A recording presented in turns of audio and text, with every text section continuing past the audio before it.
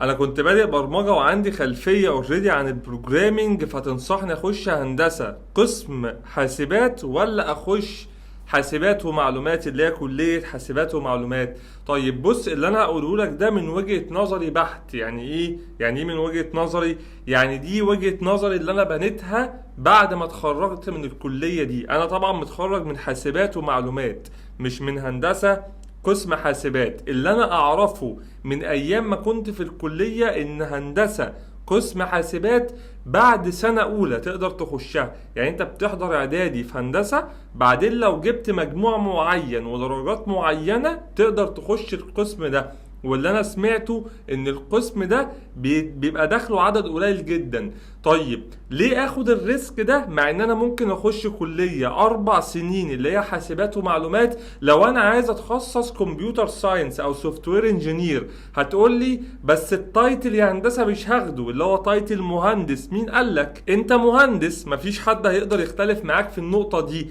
ولكن كنقابة مهندسين مش هتخش النقابة، بتقول لك بتوع حاسبات احنا مش بناخدهم في النقابة بتاعتنا. هل ده فرق معايا انا شخصيا في حاجة ولا فرق معايا في اي حاجة نهائيا؟ هل اثر معايا في اي شغل قدمت فيه؟ بالعكس، انا متخرج من قسم سوفت وير انجينير، مهندس برمجيات، مكتوب في الباسبور بتاعي مهندس برمجيات، مكتوب في البطاقة بتاعتي مهندس برمجيات حاسبات ومعلومات قسم هندسة البرمجيات. في النهاية انت سوفت وير انجينير.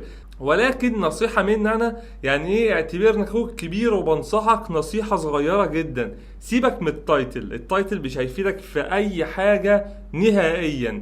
وعايز بقى اديك الكبيرة شوية، ان الكلية مش هتفيدك بنسبة 100%، ولكن السيلف ستادي اللي انت هتعمله هو اللي هيفيد حضرتك بعد ما تتخرج بإذن الله. فتهتم اكتر، ما تركزش مع التايتل غير مهم بالمرة. ما يفرقش معايا انت تقول لي ايه يا عم، قول لي حاسبات معدية، ولكن في النهاية انت سوفت وير انجينير، تخصص محترم اخدته في 4 سنين.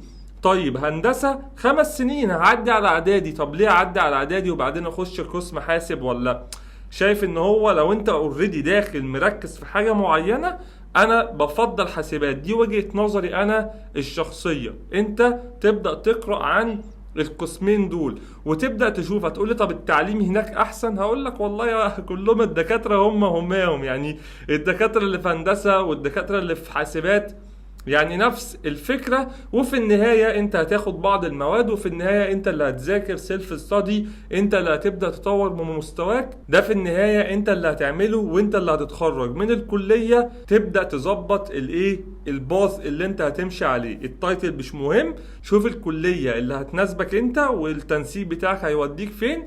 انا دخلت حاسبات بشكل مباشر، وبالتوفيق يا صديقي.